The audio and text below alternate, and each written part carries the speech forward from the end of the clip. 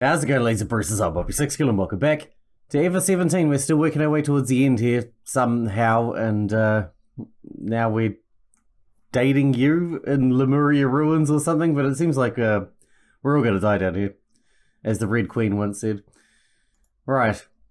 There's really nothing we can do. We'll just have to wait for a report from Tsugumi and Sora. Yeah, but Tsugumi hasn't even come back yet. She's kind of taking a long time. Maybe there's a reason. Maybe. Hey, should I go see how things are going? Huh? Yeah, you go do that. You're okay alone? Yeah, fine. I'll just go take a peek. With that, I left the conference room. I headed down the corridor to the control room. With the situation the way it was, no matter how much we worried about it, we weren't going to find a solution. That was clear. So we would have to take control of the situation. But how can we do that? We couldn't just rely on thinking. We need to act. I mean, we could have been doing that the last 5 days, but no. The key to the first step down the path was in the hands of Tsugumi and Sora.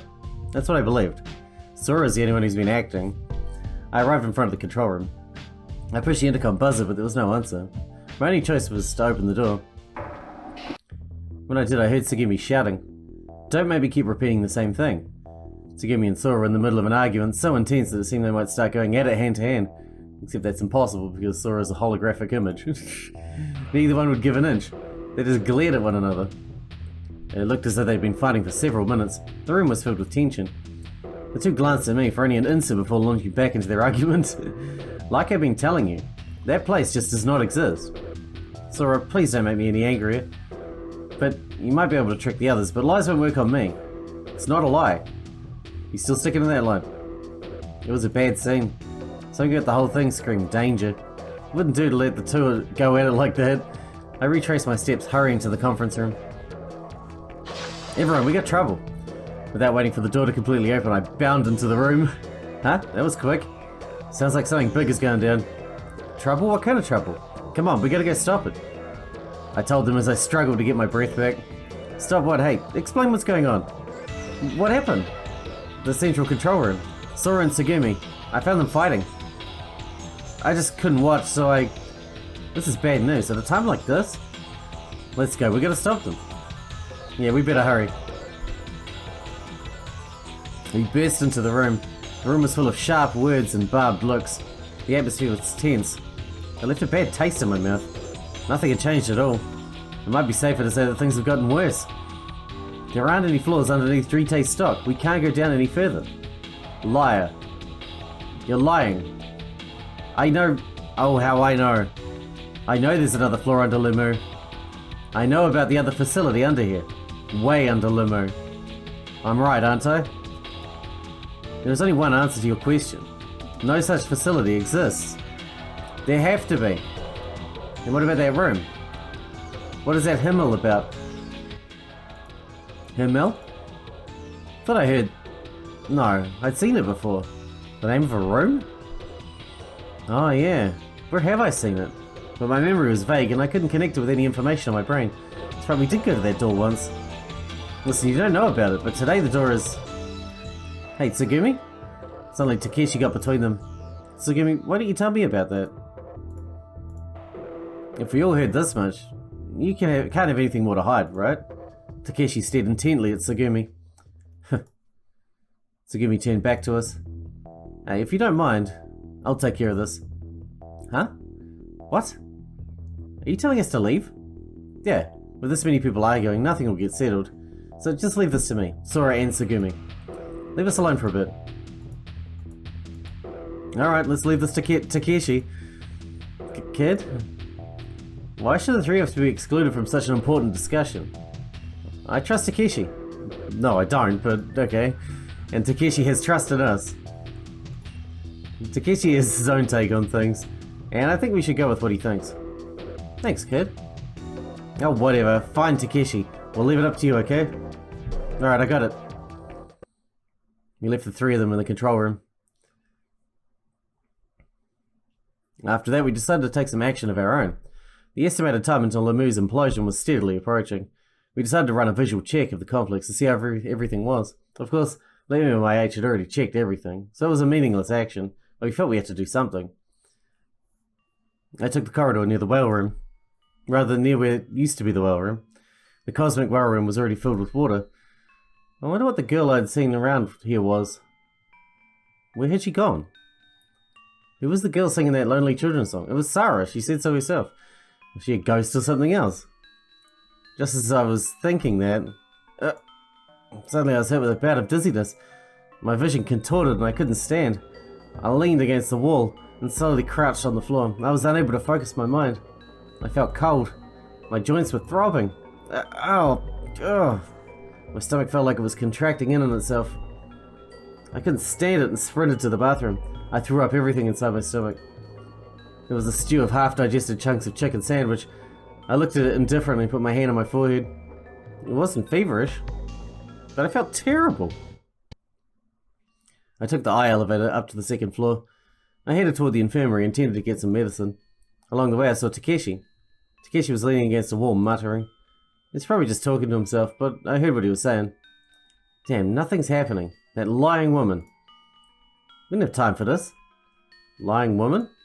Tsugumi? He seemed to be in a bad mood. Hey there, Takeshi. Oh, hey kid, what's up? How was the talk with Tsugumi and Sora? Oh, that. It was no good. Nothing there. Huh? What do you mean? Tsugumi's got it all wrong. She doesn't know what she's talking about. So the escape route? Nah, we're back to square one. Oh, I see. I'd held out hope that he could pull us through. It was a bit of disappointment. Oh, that's right, I can't be standing around. I've got to run. I got things to do. Later. Looking stiff, Takeshi headed off. I was left alone. Sarah and Sora were in the infirmary. It seemed the two of them were having a complicated discussion. So, you can get into the Lieblich Company database through this network, right? Yes, it is theoretically possible. But the database in headquarters has security that makes what we have here look simple in comparison. Not only is it hard to break into, it'll hack back at you. Besides, there are no open communication channels with the outside. It's not like the cable connecting us to the group is cut off, right? Correct. So even if we can't receive communications, we might still be able to send them. There is a possibility. In that case... Huh? Hey kid, when did you get here? I've been here for a bit. Oh really, I didn't even notice. Is something wrong? You don't look so well. Yeah, the escape route that Tsugumi was talking about? So, she turned out to be wrong? Yes, it would appear so. I see. Please, do not let it dampen your spirits. You can't give up hope. Like I said this morning, MMIH and I are doing all we can to get you out of here. Yeah, I know, I'm sorry. So, what are you doing here, kid? Oh yeah, I came to get some medicine or some vitamin supplements. Huh? Are you feeling bad too? Huh? You too, Sarah? Everyone seems fairly fatigued. Don't overdo it. Naki was just here as well. I guess it's stress or lack of sleep maybe. And all we've been eating is chicken sandwiches.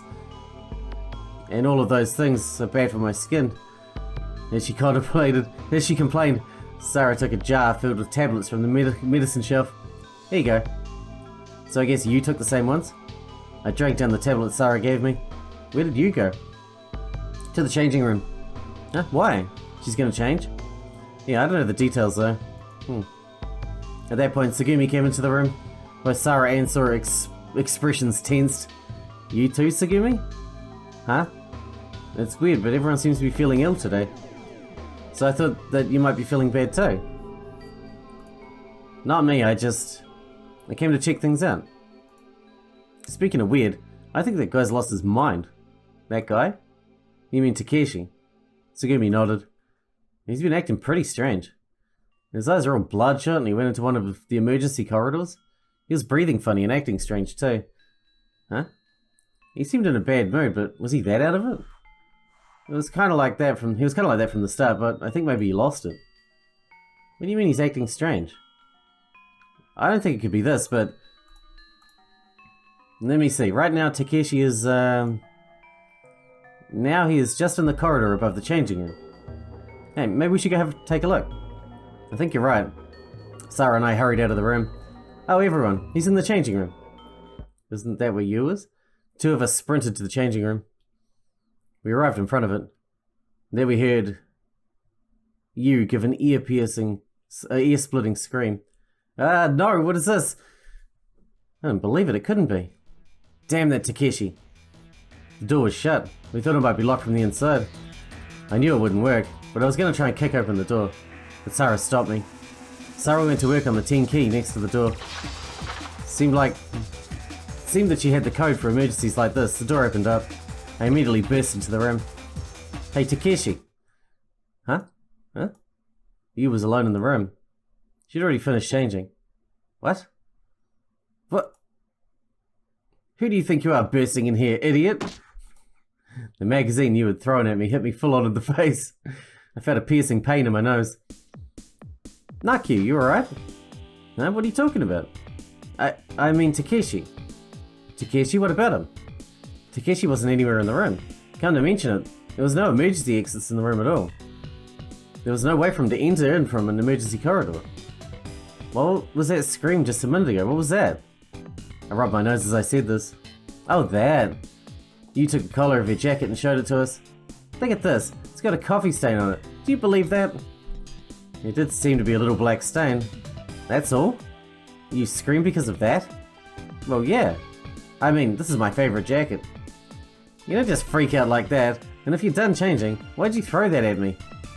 What are you talking about? You're the one who broke into a room where a girl might be changing. I look again at the magazine that you had thrown at me. On the cover of the magazine was a glossy picture of a screw and a screwdriver. It was a copy of Monthly Toolbox magazine. What was something like this doing in the girls' changing room? Something red dripped on the floor. I had a nosebleed. Yuck. Why'd you have to go and get a nosebleed? Leave it to someone named Kid to get a nosebleed. Talk about ironic. It's because you threw this magazine at me. I plugged my nose with tissues handed to me by Sarah as I fumbled for an explanation. Don't tell me you looked at that magazine and... Yuck, you are gross. That's not it. I guess you didn't have anything to worry about to start with. Oh well. With that, Sarah left the room. What, are you leaving? Yeah, I got things to do. Things? That's what Takeshi said. Lots. There are things I gotta take care of. Like your epitaph, perhaps? I thought that I detected a gleam of determination in Sarah's eyes. So I'll leave the rest to you. Sarah waved to me as she left. But an instant later, she poked her face back in the room. Oh, you two? Take your own sweet time. This time she didn't come back. She's got a dirty mind, that girl. You and I sat on the bench in the changing room facing opposite directions. Finally, the two of us were alone. It was a situation I've been trying to avoid. I fidgeted as I thought of the touch of her lips the day before. I wondered why we'd stayed here. It was because you didn't try to go anywhere. With what Sarah had said, I couldn't just say, see ya, and leave. If I did that, she'd be able to tell that I was still hung up on the day before. I tried not to think about it. The more I tried not to think about it, the more I did. There was a part of me that knew all of this, and pretended I wasn't thinking about it, and acted like I was actually thinking about it, but then doing that actually did make me think about it. So I tried to pretend not to think about it as I was pretending to think about it. Huh? Then I realized it was all meaningless. The more I thought about it, the more confused I got.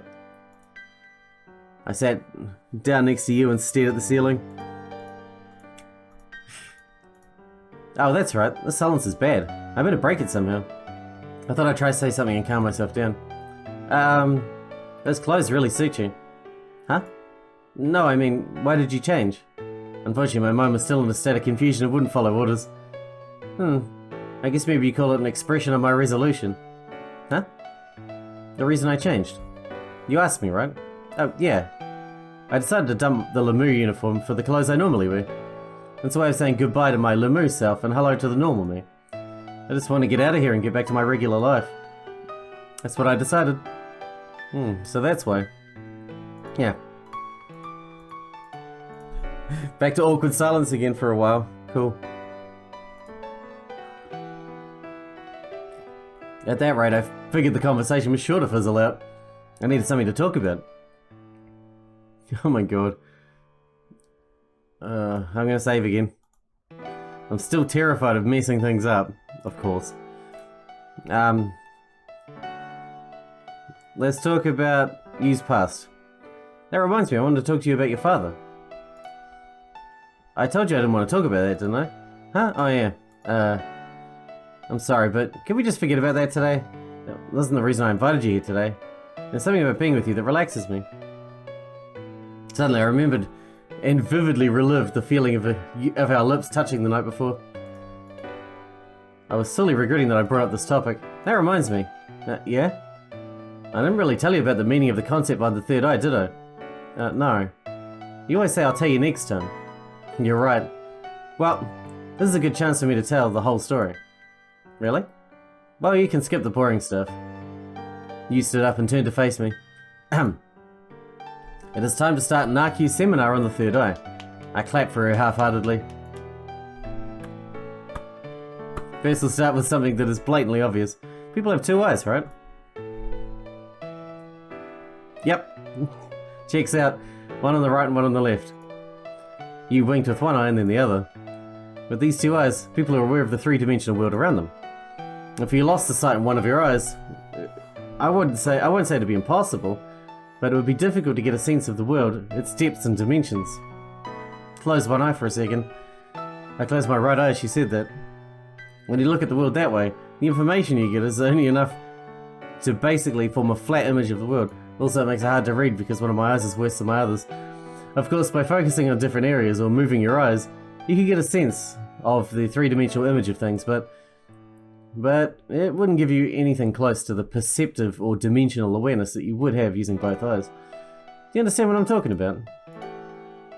Alright, I'll leave out the unnecessary stuff. In other words, this is what I mean. If a person looks at the world through one eye, they only get enough information for a flat or two-dimensional view. Essentially, it's like a picture. If you're looking at a photograph of scenery, you have the trees in the foreground, a lake in the middle, and a string of mountains in the background. Thus, you get a sense of distance in the picture. But the picture is still only two-dimensional, right? It was developed on a flat surface, so a photograph is actually a three-dimensional image recreated two-dimensionally. Now that I think you understand that, well, you still don't get it?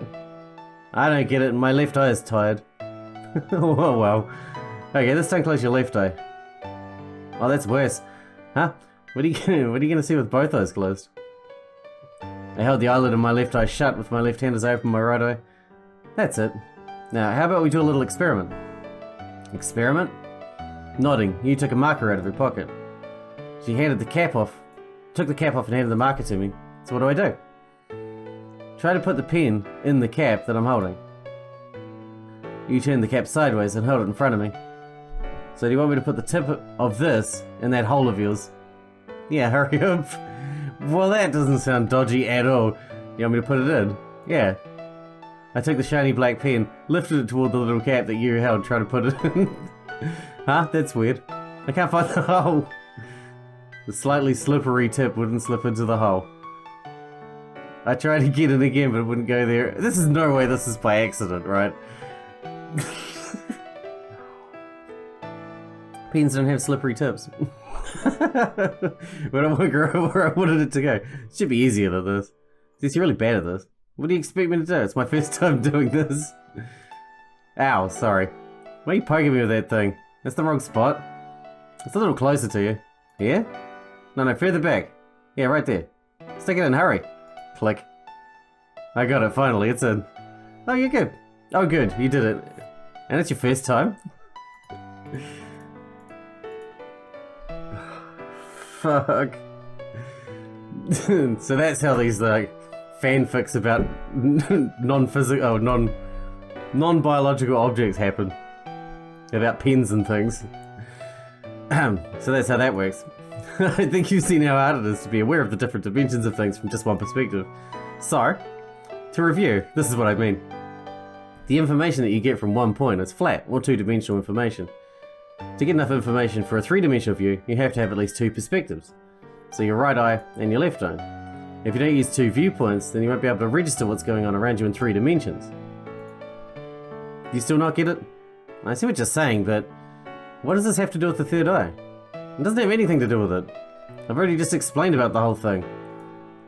Alright, let me try something else. Let me ask you a question.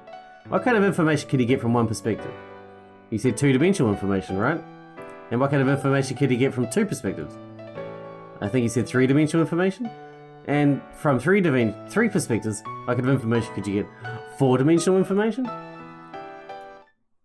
Huh? The fourth dimension? You nodded slowly, listening to me.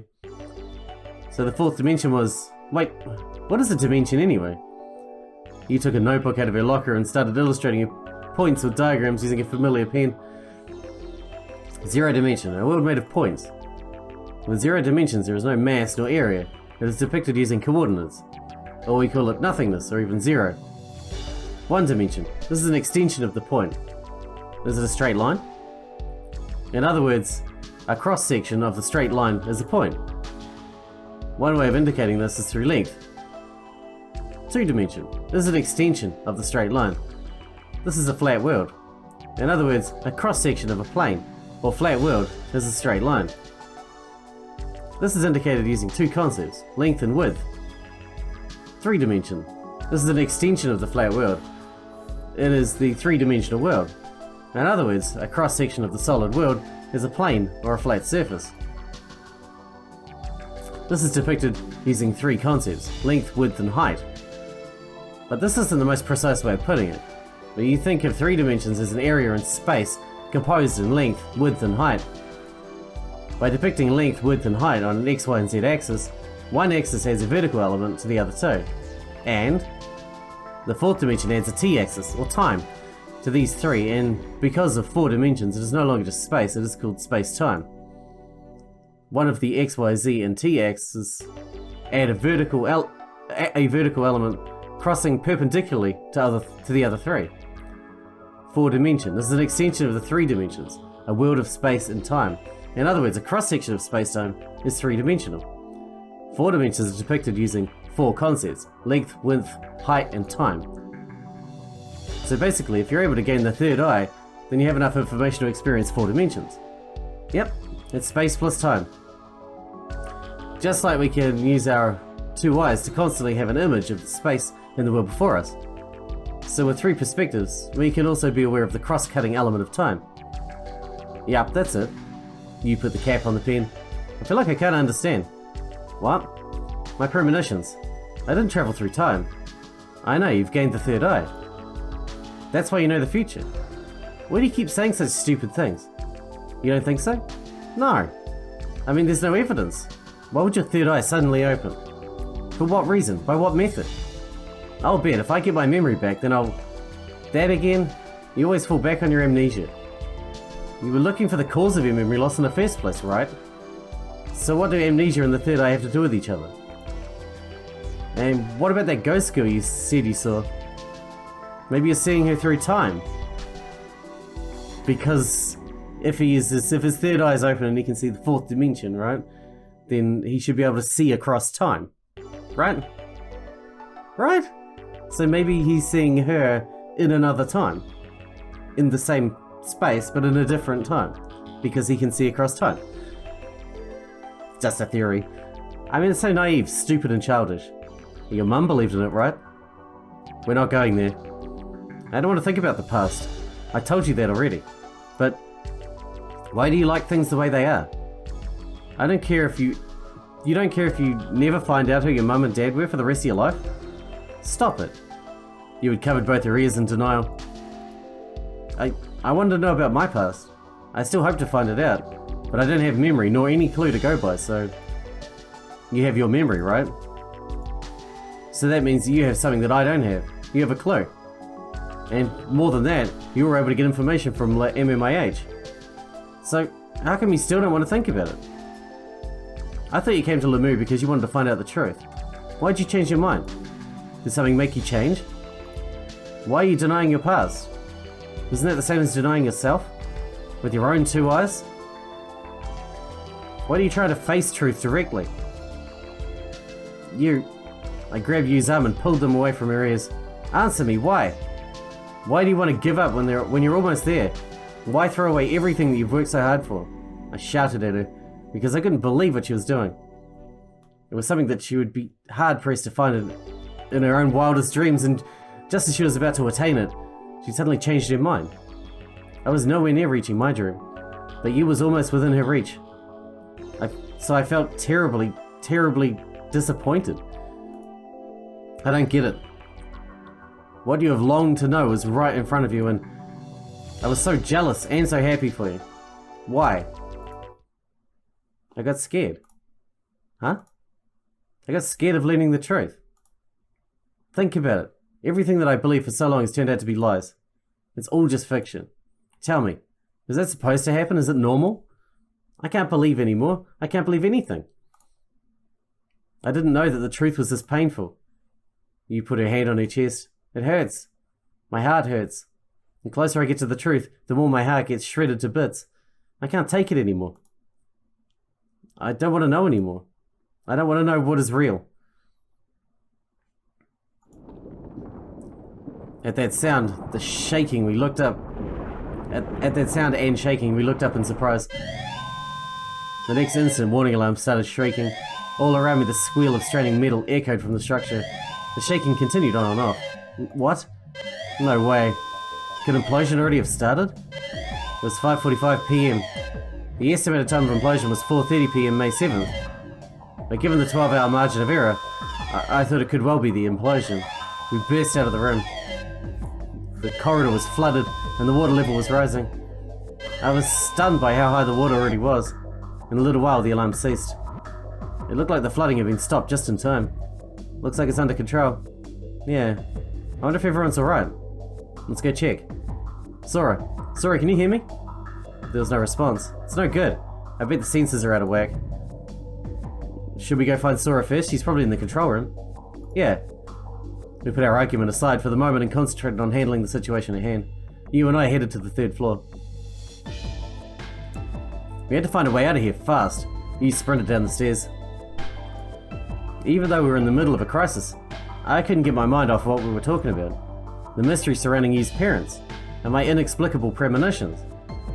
I just had this feeling that those two things were somehow connected to the third eye. Why? Why can't I shake this feeling? We reached and stood on the 3rd floor. Hey, you. What? What's wrong? I was just thinking. I was thinking that the thing about your parents and the stuff that's been happening to me might have something in common. I got the feeling that the word the third eye ties them together somehow. What are you talking about? Do you know what kind of situation we're in right now? This is about whether we live or die. That's not important now. It is. You said your mum said the third eye. Don't talk to me about my mum. That person is not mine. You stopped mid-sentence. Suddenly she lifted her head and started running. I hurriedly went after her. Sora wasn't inside. I looked at the life reading numbers. Not being human, Sora shouldn't register on the bioscan, so the number 5 matched with the number of us that we knew to be stuck in Limu. In other words, everyone was alive. But why did it say 7 before then? You sat in the chair, typing on the keyboard, calling up the login page for the database. Incidentally, Sora had removed the login restriction that had kept us from accessing it before. I figured it out. I know how to do it. What? I had to get authorization clearance. So you figured out the password mystery? You shook her head. That's not what I mean. What then? The empty full sky a single cuckoo calls out, brings a chill to me. That should be the password. But you couldn't get through with that before, right? You input the password. Access denied. Invalid name or password. See? No, that's not what I mean. It wasn't the password that was wrong. It was the name. You moved the cursor to the name column. It read Yuki Tanaka. That person wasn't my real mother. So her name wasn't Yuki Tanaka. So she wasn't registered under that name at all. So if I can figure out what her real name is... Her name? Name? You never saw a driver's license or any document with your mum's name on it? No, not even once. I see. Until now, I never dreamt that the person was lying about being my mother. I always thought she was my mum, that she was Yuki Tanaka. That was what she'd said. Normally, no one would ever think that their parent is lying about their name. That's true. It's no good. I've got no clue. You put her arms around her head and bowed it down. There are just so many possible patterns. But you could narrow it down to a certain degree, right? Even if she were using a fake name, I bet it has something in common with her real one. Like the initials are the same or something? I don't think that's very likely. I mean, she was impersonating my mum, Yuki Tanaka, after all. It's not like she made up some Miss Virtual somebody. So I think it makes more sense to assume that their names won't have anything in common. If she was a complete stranger, then there is no reason for her last name to even be Tanaka. Yeah, I guess you're right. Besides, even if the letter of your name were the same, she could be Yui, Yuka, Yuki, Yuko, Yuna, Yuno, Yuma, Yumi, Yuri, Yui, Yukari, Yukiko, Yukina, Yukino. Oh my god. Yes, I know, I get it. And all of those are just off the top of my head. The chances are slim, but she could have a bizarre name like mine. A bizarre name? That reminds me, you still haven't told me your full name. Wasn't it Naku? Or is that not it? I remember you saying it was really long. Yeah, it goes on forever. So people always get it wrong. No kidding. Do you want me to tell you? Your full name? Yeah. Of course I do. It's kind of embarrassing, so I don't usually tell people, but since it's you, I'll tell you. It's going to be the username you got to put in the machine, right? But you have to promise not to laugh, okay? Sure. Alright, here I go. My name is Yu Bisei Akikana Tanaka. That's not so bad. The U means gentle. The B means beautiful. The Sei means pure. The Aki and Ka mean autumn and scent. And Na means flower. Yubisei Akikana Tanaka. So, what do you think? I think you should put it in the machine. I know it's such a long name you don't know what to do with it. No, it's not exactly that. It's the Aki. Aki? Yubisei Akikana. Is that really it? Geez, really? You don't believe me? It's my name. It is. That's not what I meant. Anyway, come with me. You took my hand and led me out of the control room. We headed to the Lemurian ruins. Listen, I know this is not the time for this. Be quiet. Even if you don't like it, it's still my name, so it's the name my mum gave me. So you have to believe me. You stood in front of the door at the edge of the room. This is the room for operations to run the theme park. This room is used to adjust the lighting, the air conditioning, observation cameras, and other stuff. This door is set up so that the park visitors can't accidentally open it. Only registered staff can open it. You have to undergo a fingerprint and voice check to open it. So what? I'm a member of staff, so of course I'm registered here. That means that if I don't say my proper name, the door won't open. So if the name I just told you was a lie, then it won't open the door. Get it? Yeah, I got it. Seeing is believing, right? Let me show you. You ready? Watch closely. You put a hand on the panel next to the door. The panel hand had a lamp that was shining red. You say be Akikana Tanaka. Responding to her voice, the lamp turned green and then the door opened. So believe me now? Yeah. With that, I thought I had to believe her. Why didn't you believe what her name was? We returned to the control room.